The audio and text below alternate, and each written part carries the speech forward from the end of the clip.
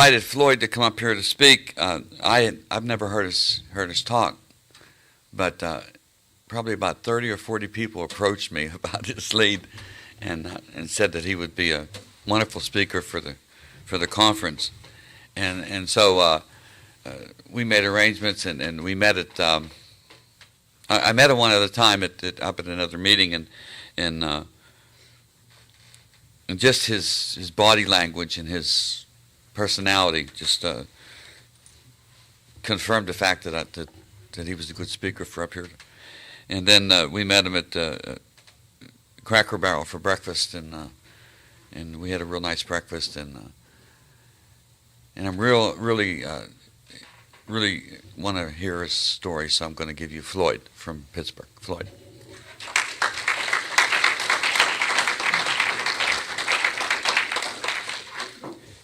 My name's Floyd. I'm an alcoholic. And I'm from Canonsburg, that's south of Pittsburgh. Perry Como territory. That's where Perry Como and a few other celebrities are from. I say I'm an alcoholic, and I didn't know what that I didn't know what that was. When they mentioned AA, I heard it over the years, AA. I thought it was the Automobile Association. I didn't know what that had anything to do with drunks. You know, it really makes me feel comfortable. I look out over you. You don't look like a bunch of alcoholics or Al-Anons, because you got your own look too. You know. I just want to get right to the miracle, and that's what I call this, is a miracle. I was born in the Pocono Mountains of Pennsylvania, and I was one of 10 kids. There were 7 boys, 3 girls. Both parents are alcoholics, both of them, hardcores. I never remember my mother drawing a sober breath in her life. She never wore stitched clothes, never cooked a meal, never cleaned the house. My mother would wake up, sit up, and drink up, in that order, every day, as long as I can remember. Dad would go to work and leave a bottle of Four Roses whiskey on the chair next to the bed with $2 underneath it every morning. I wondered why he did that. But I found out years later that she would get up and sit on the edge of bed and turn that bottle up, take that $2, stick it in here, give us our orders. The girls were to clean the house. The boys had odd jobs to do around the house. We lived in the ghetto area of our community, the other side of the tracks. And it was dirty and poor, and we didn't have a lot because, you know, we had 10 kids, and then supporting 2 habits, there was nothing that. We ate a lot of oatmeal. We go to school with butter sandwich with sprinkled with sugar. That was a big thing, and that's what we took to lunch for school. I remember one time my sister had a pair of these black patent leather shoes that had a little strap that went over them. Well, I didn't have no shoes. And so I cut that strap off, and I put them on, and I tried to pass them off as loafers. I was in 3 fights that day because it didn't fly. It just didn't fly. So needless to say, I would come home. My father was a violent drunk. He'd get drunk, and then how he ever got up at 7 o'clock in the morning, went out that door to work, I'll never know. But he did it every morning. Either it was because he knew he needed to get his habits applied, or because of us kids. I didn't think he cared about us. But he must have cared somewhat, because he was out that door every morning at 7 o'clock working, 6 days a week. How he did that, I don't know, because he came in 2 o'clock in the morning drunk, raging bull. I never understood that, how he could do that. Well, I spent a lot of time running the streets, because I didn't want to be at home. I didn't like it there. So I ran out in the streets with guys who were like me, smoking cigarettes, drinking wine. We used to get the local drunk to buy us a bottle of wine, go down by the ball field and drink it and get funny. And cops would go to my father and say, you better do something about that boy. He's going to get himself. He says, he'll outgrow it. Leave him alone. Pop didn't care. I spent a lot of time away from home. I wouldn't come home, and I'm 12, 13 years old. I wouldn't come home until 1 o'clock in the morning. I'm not running the streets with these other guys, and we're getting in trouble, and we're doing this, and we go into the local 5 and 10 or to the drugstore and reach over the glass thing and get cigarettes and stealing them and stealing comic books, marble, you know. stuff like that, anything. And we got a reputation. Mothers would tell their boys, don't run with them Ridley boys, they're a bad crew. It wasn't my brothers and sisters, they all were cool. It was me. My brothers and sisters were afraid of my father, that's why they never got out of hand. I didn't care. Even then, I didn't care. My dad had beat me because he'd be beating our mom, and I'd get between them, and he'd start whipping on me. But my thinking was, he's not hitting her no more. And that's the way I looked at it. And so I started getting in a lot of trouble. When I was 14 years old, I robbed the guy's house. And I got caught, and I went to court, and I got put on probation. But they took me out of my father and mother's custody, and they put me with my sister, who was married and had 6 kids of her own. But she lived up in the Pocono Mountains. I mean, out of town. And all I had to get in trouble up there with was bears, raccoons, and squirrels. There was no place to run up there. So for the next 2 years, I was in her custody, and I went to school. I didn't do nothing. I just sat there. I wouldn't do the work. I kept failing. They kept keeping me back. When my brother caught up to me in 7th grade, it was time for me to leave. I told my sister, and at that time, if you were 16 years old, I'm 16 years old in the 7th grade. That's a trip. My sister signed me out because she needed help with those 6 kids anyway and the place up where I lived. So I left school because my younger brother, caught up to me, and that was embarrassing right there. So I left. And I stayed okay for 2 years when I was with her. And then after the probation was up, I went back to town, and I kept doing what I always did, getting in trouble. Well, I got caught again for another robbery charge. I had light fingers, I guess, or something. But I always needed money in my pocket to impress you. I thought I could buy my friends that way. That's why I always had to have money. I got caught this time, and the judge says, you do one of 2 things, Floyd. You either go in the military or you're going to jail. Well, I signed a dotted line for the Marine Corps, and I went there, and I was a good Marine. I did good while I was there. I went in 1962, and the Vietnam War was starting to escalate. A lot of boys were starting to go there now. I figured that's my next stop was Vietnam. And I had a drinking habit I had developed already, running with those street guys. And I didn't even know it. I was alcoholic already because when I didn't have it, I went looking for it all the time. I went looking for it. I needed it more or less. I didn't know I needed it. I just know I wanted it. So I come home on furlough from the service, and the government, the military was only giving me $76 a month. I can't drink on $76 a month. That's one night. You know, I'm just being the big shot I am. I got to blow that money, and I couldn't support my habit on $76 a month as an E1. But I come home on furlough one weekend, and I'm talking to my buddies in the bar, guys I grew up with, and they're on a robbing rampage. They're going around robbing places, and they always had a pocket full of money. So what I became was a weekend robber. I get furloughed from the Marine Corps, I come home and go with these guys and rob places. And they go back to the base on Sunday night, 10 o'clock. Had a pocket full of money. I was the cock of the walk. Man, I had a pocket full of money. Big shot. Well, you can't do that behavior very long without getting caught. And the cops got me, threw me in jail. Well, it wasn't a couple of days later. Here come the Shore Patrol. I figured, well, they'll get me out of this. No. They had hand-delivered my discharge to me. He says, the Marine Corps has no further use of your services. And handed my discharge. Well, I had 15 counts of robbery in 3 states.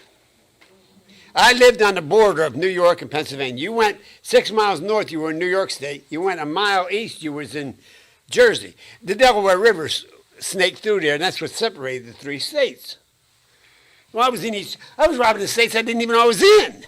I didn't know I was in Jersey. The money was the same. So I go, New York won the first shot at me, so I go to court in New York, and because of my bad juvenile record, they gave me 6 years at Western Penitentiary in Pittsburgh. They did not play with me. So you do 6 years, you don't get parole. And I had detainees from New Jersey and New York. They wanted my butt next. I did the whole 6 years. Well, here I am now. Get a drift of this. I'm 19 years old now. I'm going to the Western Penitentiary in Pittsburgh. Bad place. And I'm cute. Get my drift? I'm cute. 19-year-old boys in the penitentiary get a problem. And I knew this going in. I said, they're going to try to do something to me, and I'm going to kill somebody, and this is where I die. Because I'm going to die here, because they ain't going to be doing that to me. So they put me in the prison van to take me to the Western, and I heard them guys talking that Kennedy just got shot in Dallas, Texas. It was November 22nd, 1963, was when I got shipped to the joint. I went there, and they put you 30 days in quarantine before they throw you to the dogs, out in population. I'm in that. The thing that saved my life, there were two guys doing time at the Western at the time I knew from the streets, and they were guerrillas. Saved my life. They passed word down to quarantine, tell Floyd when he comes out in population, he had no problem. He'll run with us. And I did. I had no problem. Nobody messed with these guys.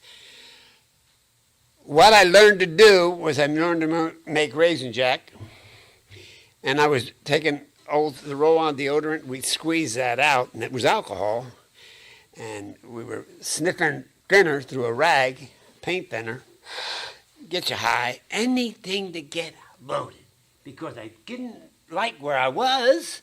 Who would?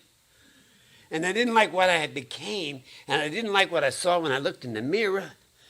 So I tried to alter that. And we take chemicals into our system. I don't care if you shoot it, drink it, pop it, take it as a suppository. If you're taking that stuff in your system to change who you are, that's addiction. I was strung out and didn't even know it. I stayed loaded the whole 6 years. But I did finish high school. Woo, got a GED. And I was what they call a stand-up con. I was all right. Well, I think, 6 years is up in 1969. I go walk out of there. They're giving me a suit. And I think, I'm forgetting. There's two detainers on me. I walk out the front gate, and there stands New Jersey. Hello. I said, oh, God, I forgot about you guys. Two U.S. Marshals. They take me down to Jersey, try me, give me 7.5 to 15 years. Right off the bat. 7.5, 15 years in Trenton. I go, oh, my God. My knees buckled. I says, I can't do no more time. I just finished doing 6. But the judge of the Western wrote that judge a letter, the warden, and said that he recommended leniency because I wasn't a bad guy. I could have told him that. So he suspended the sentence, and he says, on the grounds you'll never step foot in the state of New Jersey again. I said, Your Honor, I won't fly over your state. And I meant it. I won't fly over your state. I left, and New York picked me up. Now, they made a deal with me. New York said, well, we get you for 5 counts. If you make restitution, we'll drop the charges. We won't prosecute you.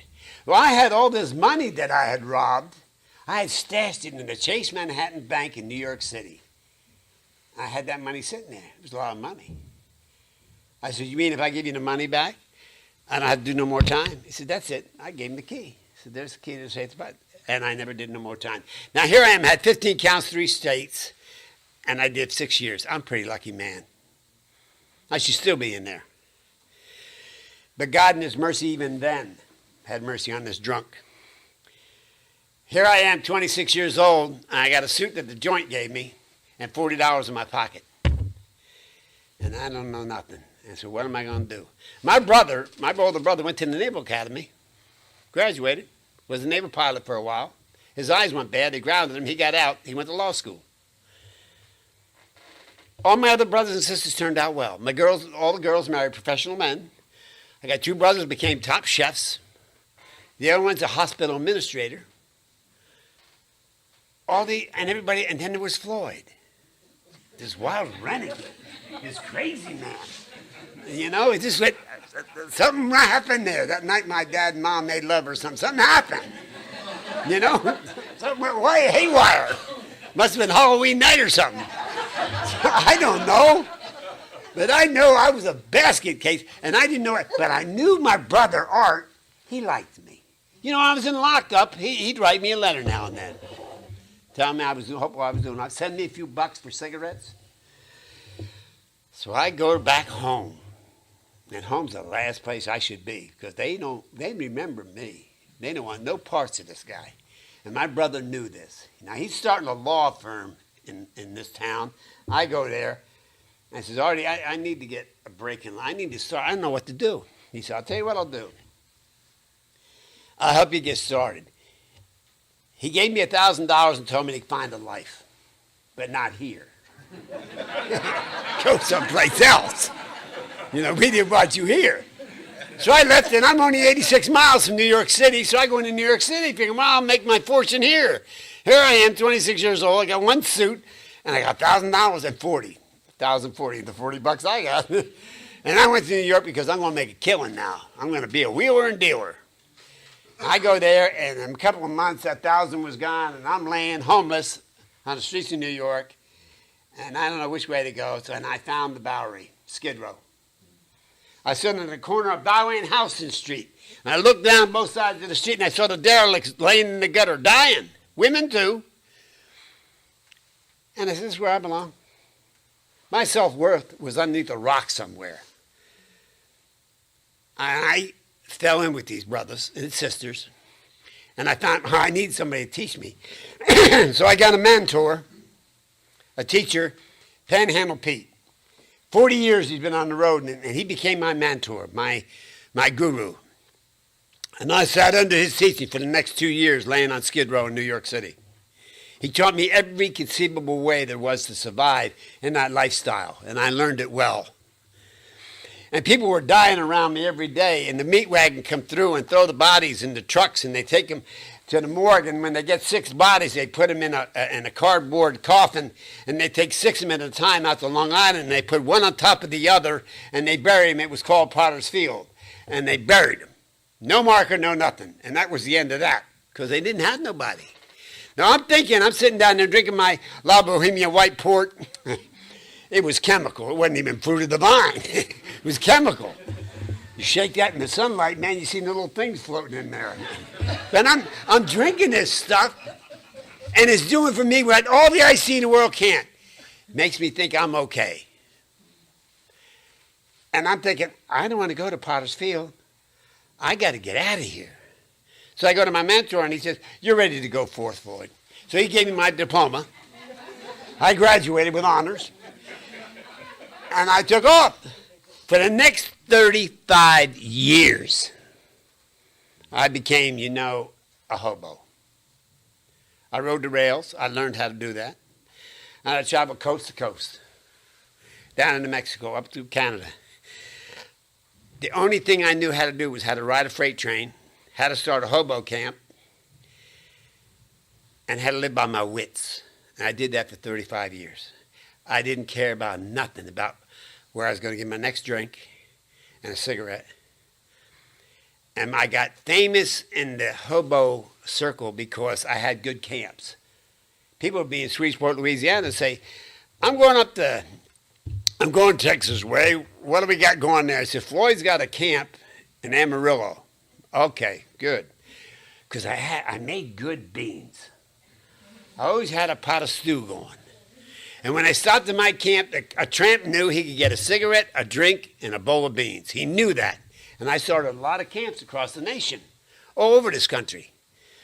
And my camps became famous. Floyd's got a camp in Shreveport. Let's go down there and have some good beans. And they'd take a freight down there and come for dinner. We'd sit around, we'd hobo camp and drink wine and eat beans, smoke cigarettes, and talk trash. Like, it don't get no better than this. We didn't know how sick we were. Here we are, this stuff is killing us, and we didn't know it. We did not know it. We had no idea. Well, listen, you can't drink like that and live like that without your body telling you something. My body started shutting down. I'm in Colorado, and I'm in a park drinking with a bunch of other winos, and I'm starting to get sick, and I'm throwing up blood. So I get nervous, and they say, we know a place up north that takes care of guys like us. It was called the Detox. I never heard of these places. And these days, they were just starting to have them. Detoxes, treatment centers, things of this nature. So I said, let's go. So we go on up there. You know what they did? They took me into this detox center, gave me a shower. I take a bath once a month if I needed it or not. At that time, I was like an aristocrat. I had a certain air about me. Now, I smelled funny. You know, I didn't take baths, and I was dirty, and I had a beard down to my belt buckle and long hair and a bandana. You wouldn't have took me to a worm wrestle. It looked bad, and I looked the part of a nasty old drunk. But you know what? They treated me with kindness. They put me in a bed. They gave me medicine so I wouldn't shake because I had it bad now. When I detox, I hallucinate, I had seizure. And so they gave me medicine so that wouldn't happen to me. And then you're only there 5 days, and I'm eating 3 square meals a day. I was eating off a plate. You know what I remember about that first detox of mine? I'll tell you what I remember today at 60-something years old. I went in my room that night, the first night I was there. I sat in the bed. And I laid down that bed. And my body sunk down in that mattress. And my head went back into a soft pillow. That was foreign territory for me. I'm used to concrete, the bush, bridges. That's where my home was. And here they gave me a bed. And I pulled the sheets up, and they smelled good. I said, wow. You know, the thought that went through my head was that I must have did something right along the way to get this. And that might not mean nothing to nobody else. But for this drunk, that little thing meant the world to me at that point. 5 days later, they told me you got to leave, and I'm still sick. And they said, Floyd, and they got a halfway house upstairs. You didn't have to go through treatment. You could go right from the detox right to the halfway house in them days. He said, you can get a job. And I said, what? They said, a job. I said, yeah, right. You're going to get a job, right?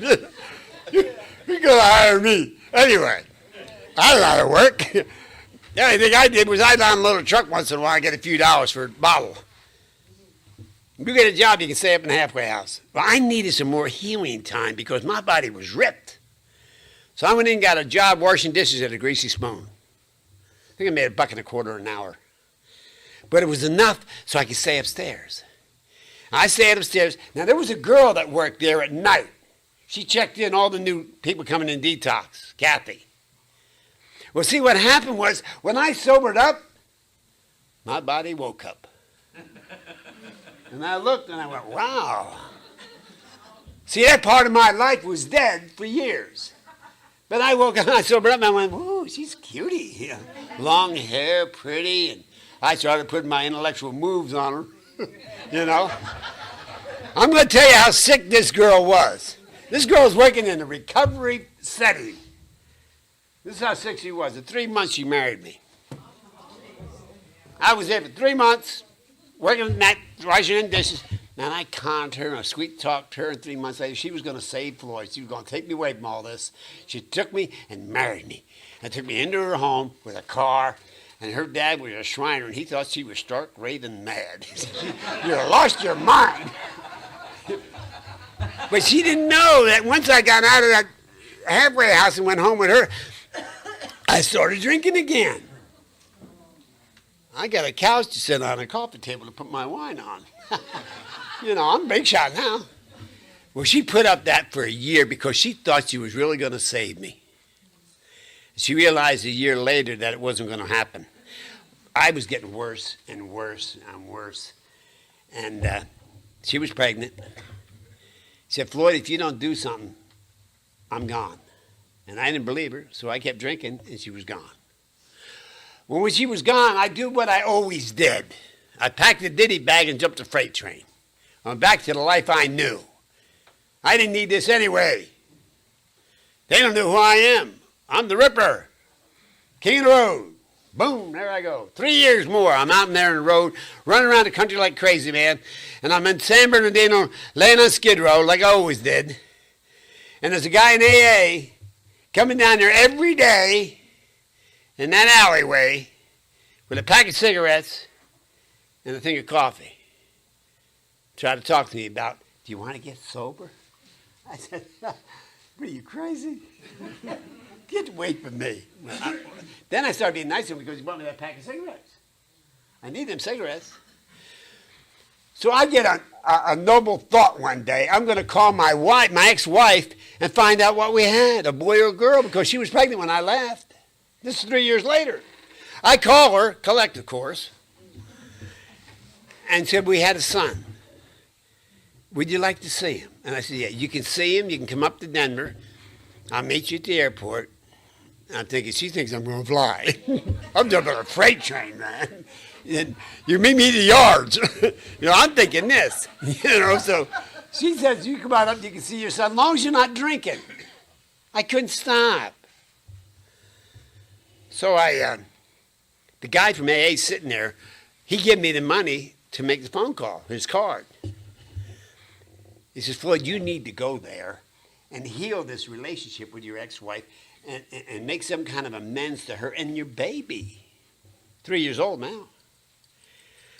I said, all right. I says, I'll go down to Salvation Army, get a clean set of clothes, and I'll jump a freight. And you want it? No. I'll buy you a plane ticket. This guy bought me a plane ticket to Denver. This guy from AA gave me a few dollars. He says, let me know how it goes. So I called her, tell her I'm coming. By the time my flight and everything, I get off the plane. Here she's standing with a 3-year-old redheaded boy. What do you say? What do you say? I'm thinking about this. There ain't nothing coming. I don't know what to say. What do I say to her? I'm sorry. Sorry I wasn't there. A bing, a bang, a boom. What do you say? Old as Slick Floyd didn't have nothing to say. And I stood there and looked at him, and I looked at her, and she put her arms around me and hugged me. And she had the audacity to look at me and say, do you want to try it again? Like she wanted me back. Can you believe that? This girl had to be sick. So what kind of drugs are you shooting? That's what I thought. Well, I said, yeah, we can try this. Well, she took me home with her. I lasted 3 days. It didn't take her long this time. She saw that he didn't change. She said, I'm sorry, Floyd, it ain't going to work. So I left.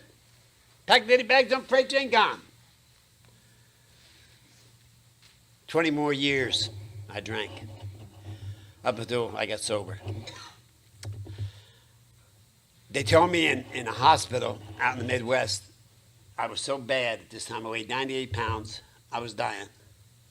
They rushed me to a hospital. The doctors came into the emergency room and said, Floyd, you're going to die in probably a month. You'll be dead. You got cirrhosis, you got pancreatitis, you got a growth the size of an orange by your bladder. Your kidneys are shot, your lungs are ready to collapse. You're a mess. And you're going to die. Is there anything else, Doc? That was my attitude. I did not care. I didn't care about nothing. Anything else? No. I said, thank you. So I leave and go get a jug. And I'm sitting there. I remember having that bottle in my hand. And what I said to myself, I said, let me figure this out now. Got all that going on with me. Let me figure this out. Oh, yeah, it's all getting clearer now. I know what the problem is. It's you. This ain't me. They're crazy, man. I felt good, man. There ain't nothing wrong with me. Shit, they can't kill me. But then that little twinkling thing in my head told me, if they're right, and I die some night by myself, they're going to put me in Potter's Field. God, I don't want to go there. So I called my brother, the lawyer. Collect. Hi, Art. And I told him what the doctor said and everything, and he says, I'll tell you what I'll do, Floyd. You keep my phone number and address in your wallet. I didn't have a wallet. But I said, all right, I'll keep it in my pocket. He said, when you die and they find the body, they can call me. I'll see that you're buried. And I'll see you get a little stone. I'll do that much for you. Have a good day. And I said, oh, I need some. I thought of coming up to see you. No, where are you? I'll send you some money. Just stay where you're at. So he sent me $200-300, Western Union. Keep me away. He says, I'll bury you. I said, okay, now I'm going to be noble about this because I'm a nice guy, right? I don't want him to have to ship my body all the way across country, so I moved back to Pennsylvania.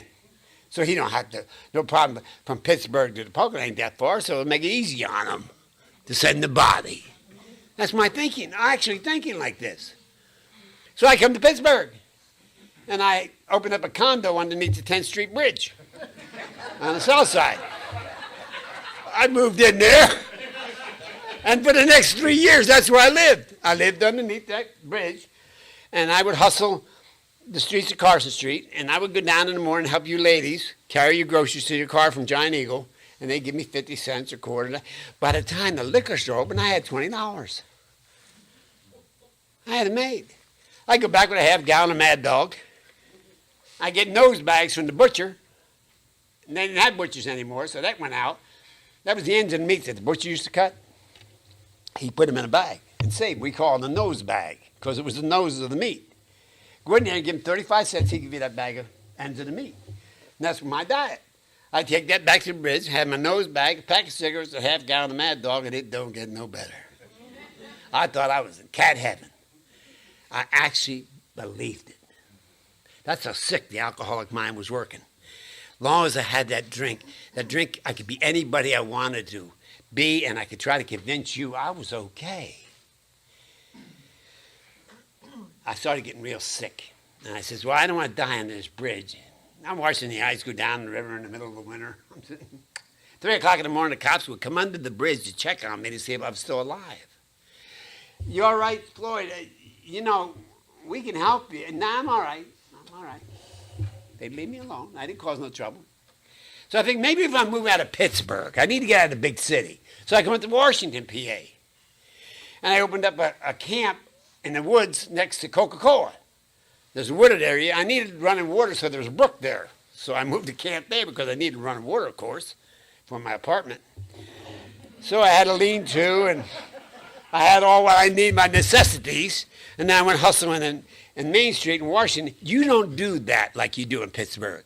They frown upon that kind of behavior in a smaller town. It's like panhandling. Can you imagine me panhandling here? I walked down the street, I say, boy, I'll tell you, they had me locked up before I got 2 blocks. But I get to Washington, and the cops keep giving me tickets for public drunk. They don't lock you up. They give me tickets, $65. Oh, look at this. You evaded us. Says, yeah, you got 10 days. Yeah, you're right. Now I get 4 or 5 of these in a couple of days. And Chief Justice Spence, they pick me up one day and bring me before him.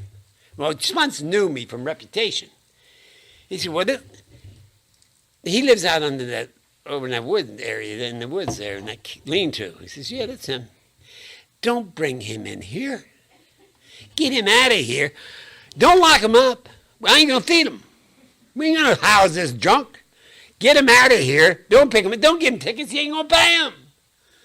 Just make sure he don't bother too many people. If he gets too out of hand, then we'll lock him up. But I didn't bother nobody but just hustle you for a nickel, dime, buck here, whatever. I was nice about it. That's why people didn't complain, because I had a charisma. And I had that way about me. But then I started getting real. The sickness started getting worse and worse and worse. So I'm going down Main Street one day, and I wasn't that drunk yet. And I fell out. My body just refused to work anymore. They rushed me to Washington Hospital, and they said, Floyd, there's a place in Canonsburg. It's a personal care home. And they got a bed for you. You're going to die here in a little while because your body, everything's shutting down at once. So why don't you let us take us up there? The doctors at least can make it comfortable for you. And I said, okay. So they take me up to this personal care home in Canonsburg. The government was picking up the tab. I don't know how they did that. They got the government to pay for it, which is pretty cool, because I didn't have no money. The government says, all right, we'll pay for you guys to work with them. They went through welfare somehow, and they got this all set up. Now I'm in this personal care home, but I ain't stopping the drinking. I ain't doing that. I found out where the bars were, and they got one bar that opens up 7 o'clock in the morning, and that was it, North of Bain. And I'd walk there in the morning from Canonsburg to get that drink. And I kept drinking. I kept hustling. And when I was able to, I'd paint something, because I was a painter. Once in a while in my life, I could paint. And I get a few dollars and I get drunk. And well, the nurses at this personal care home called the owner and said, we can't, Floyd's drunk every night he comes in here. What are we going to do? We can't do this. The owner was about money. He said, he's getting $1,000 a month from the government to keep me. He ain't throwing that out the window. Says, does Floyd cause any trouble when he comes in? No, leave him alone. He ain't going to be with us that much longer anyway. They said, okay. So they left me alone. I kept doing what I did. And I fell out one night there in the personal care home. They rushed me to the hospital, and they had to operate that night. They cut me. And I'm laying there in the recovery room at Canonsburg Hospital, and the surgeon from Allegheny General walked through. He picked up my chart, looked at it, looked at me, and he told the surgeon, says, transfer him to Allegheny General right now. So they sent me to Allegheny General, and for the next year, I had 6 operations. They removed the lung. They took so many feet of my intestines. They took that growth by my bladder away. They were giving me medicine for my cirrhosis and my pancreatitis. And I weighed 95 pounds, tops. And I'm laying there, and they got all these tubes stuck in me, and I got tubes stuck in there to feed me with, and tubes in my nose, and tubes in my butt. And I'm laying there, and they just finished taking a lung. And the doctor's telling a guy from AA, because you know what? The guys from AA were the only guys who would come to see me. And they were from Canonsburg. They'd drive all the way to Pittsburgh and sit in my room and talk to me. And I didn't even hear them. You know, if you don't drink, Floyd, you don't get drunk. What an awakening. No shit, Charlie Brown. You know, it don't have to be like this no more. But I was so cocky, so full of myself. I didn't want, these guys are crazy. Don't drink for 30 days. What, are you out of your mind? But the doctor's talking to this one guy who today is my sponsor, Jim, who's got over 30 years sober. He stuck with me. 10 years he messed with me. Even my last 10 years of my drinking, Jim tried to help me. I call him drunk. He came down to Washington to get me in the streets, and I cuss him out in the middle of the street. He just got out of bed 2 o'clock in the morning to come and get my butt, and I'm saying, you're full of crap, get sober, blah, blah, blah, blah, blah. And he'd go home. He'd tell his wife, he said, I'm going to kill him. I'm going to kill that guy. His wife would look at him and say, pray for him. Oh, pray for him. He didn't want to hear that crap at this time. He wants to kill somebody, especially me. The doctor's telling him in that room, he says, does he have family? He says, yeah, but Poconos. He says, you better contact him. I said, why? Because he ain't going to make it. We cut him too many times too close together, and he's not strong enough. He's going to die. He ain't got the fortitude to fight back. I heard this. You know what? I don't care who you are or what you did or who you thought you were. Something like that, you can get humble real quick. Where the rubber meets the road. And I got scared for the first time, and I can't tell you when. I got scared because I said to myself, you know, if everything I ever heard about God is true, I'm in trouble. Because if I die, I thought this life was bad. This is just a kindergarten to where I'm going. And I got to really seriously thinking that way, laying in that hospital bed. Least I want to do is make sure your butt was covered before you check out. So I remember turning my head to the window, and I said, God, I can't get sober. And that still small voice, not verbal, in your heart, speaks to you. Says, I know. Floyd, you're in my way. I heard that just as clear as you said it to me. I heard it. The session they talk about alcoholism. God, what he did that day, he took the obsession away. He said, Floyd, you do the footwork. You got to do this. I'm going to take the obsession, the gnawing that drives you to drink. I'm going to take it away. But you got to do the footwork. I spent another month in that hospital healing. Doctors were amazed because they figured he ain't going to last a week. And they sent me back to that personal care home. Now I'm still all tubed up. And I had a visiting nurse coming in every day ministering to me. And ever so slightly, they took this tube out, this tube out, this tube out. And I started eating soup and crackers and stuff like that. And then they started solid food. And eventually, and then when I was able to walk, they had to send me out to rehab while because I couldn't walk because I was in bed too long. So they sent me over to Beverly, and the nurses walk around like this, and then I walked with a walker and then a cane, and then I was able to walk. For a couple of months, they kept me in that rehab, and then took me back to personal care home. My guy became my sponsor. He used to come on Saturday night, him and his wife, carry me to the car, put me in the car, to an AA meeting. And I'd sit there just like we are tonight, listen to some guy tell his story, and I started listening, and something happened to Floyd. Because the day I left the hospital, that was my last drink. That was my last cigarette. I quit both of them at the same time. I gave them to God. I started putting on a few pounds. I started being able to motivate better. And then I asked the doctor, can I try to paint a door? And he said, yeah. So I painted this and I painted that. And I painted that and I painted this for a neighbor. And I started getting a little money and I was saving enough. I come home from a meeting one night. And then, Floyd, you got a phone call from your brother. The lawyer. So God, somebody died. So I called him. I said, what's up? He says, some guy called me from Omaha, Nebraska, says he's your son. He's trying to find you. Remember that 3-year-old kid I walked away from 20 years earlier? What? Yeah. It's in your ballpark, man. Here. He didn't believe I was sober or trying to get sober. He just knew what I was. He gave me the number. I call it, and it was my son, Chris. Guess what?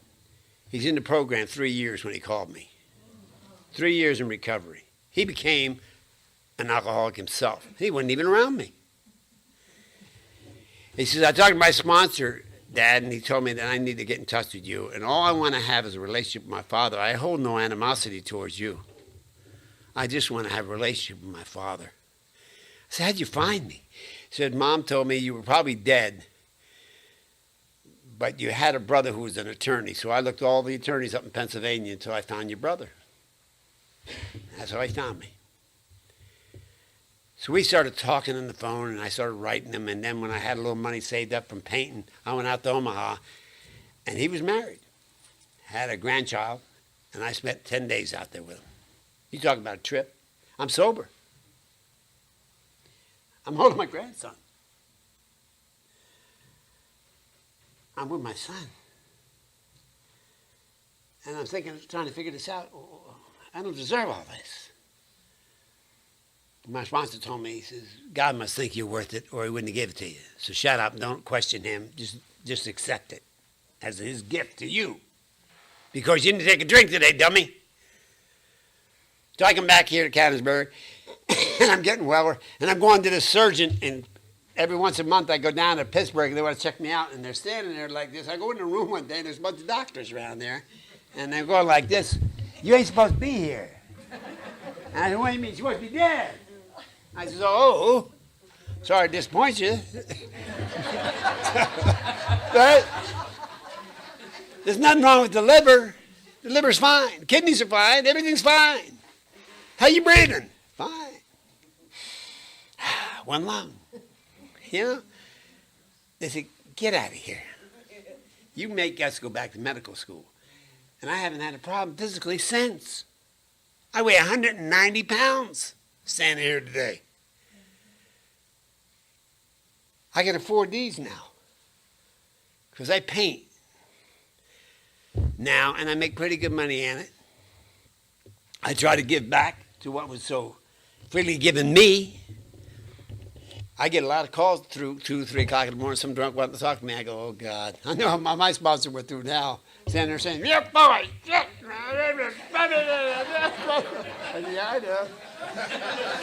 I know. I know what I put my poor sponsor through. And my son came out and he spent 10 days with me. Then he came out here a couple months ago and led for me. I chaired the meeting in my home group, and he was my lead. Tell me there ain't no God. Tell me. And when he spoke, I said, boy, that apple didn't far fall from the tree. Because he looks like me, poor guy. And my grandson, to have the relationship I do now, he's divorced because his wife was an addict. She went back to using. She wouldn't get clean. He tried to work with her. She wouldn't do it, so he had to get out for the baby's sake. So he went to court, got total custody, and it's just him and the baby. Grandma helps, which is a blessing. She can't believe me. She don't believe this happened to me. But he wanted to meet his side of the family, my brothers and sisters. They invited me home. I went to see my brother's got a mansion. He's got 100 lawyers working for him now. He's got a law firm. He's got offices in Scranton, Wilkes-Barre, Stroudsburg. He's got offices, 100 attorneys. I go up there and I'm sitting by his pool. Wow, get this, a pool. I'm sitting there like I'm somebody now. And I'm with my family and my sisters and my brothers and my nephews and nieces. They're calling me Uncle Floyd. God gave that back to me. But you know what I really look at? The miracle was you guys. Hey. When I was sick and dying in the epitome of hell in the beginning, sitting there in those chairs, you loved me back to health. That's what you did. You didn't care what I was. You didn't care I laid in the gutter, eating out of dumpsters, brushing maggots off of chicken bones and eating to survive. You didn't care about that. You loved me back. And that's what you did. AA did that for me. Put me in the cradle of its arms and loved me back to health and made me feel like I was worth something. I never thought I was worth anything, but you made me feel you're worth something, Floyd. And I never realized that. My brothers and sisters, we have a ball now. I go up there now. I'm going up after the conference. I'm going up there to spend some time. And we have a ball. Me and my brothers go hiking. And we talk about this. And my brother told me one time he heard me lead in my hometown. My brother, lawyer, sitting right there. He get up afterwards, tears in his eyes. He says, if I'd known it was that bad, you should have taught. I said, nah. It happened exactly the way it was supposed to happen. Because if you had known and you tried to do any more than you already did, I would have abused you. I would have took everything you had, and today you'd hate me. It happened exactly the way it was supposed to happen. I had to suffer like that so I could get to where I am now. I'm one of them hard cases that had to walk through the valley of the shadow of death to get to the other end. I owe AA my life. You guys love me back. And you haven't stopped. You keep getting around me and encouraging me and telling me when. And I sponsor guys. I get that one. I can tell somebody else what to do. That's a gas right there. And to have them listen, that's even a bigger one. That's my life in a nutshell. And God's grace is beyond measure. I'm not a holy roller. But you know what? I go to a church. I started going back to church. This November, I'm going to be ordained into a deaconship. I'm going to be a deacon in my church. Can you imagine that? A Skid Row bum like me going to be Deacon Floyd. Deacon Floyd. That's what they're going to. And they're going to make me deacon of the youth. Everybody got an assignment. I'm going to be deacon of the youth. And there's 300 youth in my church. They're going to entrust their teenagers to this drunk. And I let them know. The ones that I have problems, I tell them what's waiting for them. Let me tell you what's down there. Because I've already been there. I know what's there. That's about all I want to share today. But I'd like to close my lead with this, if you don't mind. Last night I dreamed I passed away and left this world behind. I started down that lonely road, my destiny to find. I came to the crossroads where a bright sign to tell, Turn left to heaven, my friend, or go right to hell. I didn't have to study long. I knew the path to take. So I started down that beaten road that leads to Satan's place. Satan met me at the gate. What's your name, my friend? I'm just Floyd, who came to a sad, sad end. Satan went through his files and said, you made a mistake, I fear. You're listed as an alcoholic. We don't want you here. So I went back to where I came, in that bright sign I did see, and I turned left to heaven, as happy as I could be. St. Peter was waiting at the gate, his files in his hand, and I knew it wouldn't be too long till I met the main man. Come, Floyd, my friend, for you I have a new birth. You're listed as an alcoholic. You've had your hell on earth. With a heart full of joy I entered in, and what to my surprise to see, my old buddy Bill and Cliff, and a friend named Lee. There was Kathy, Tanya, and Lorraine, and a gal named Belle, and I was sure happy. I thought they went to hell. You can learn something from my trip. You have a place in heaven if you try hard not to slip. If someone tempts you with a drink when you're not feeling well, you just tell them, loved ones, you're going to heaven. You already been to hell. Thank you.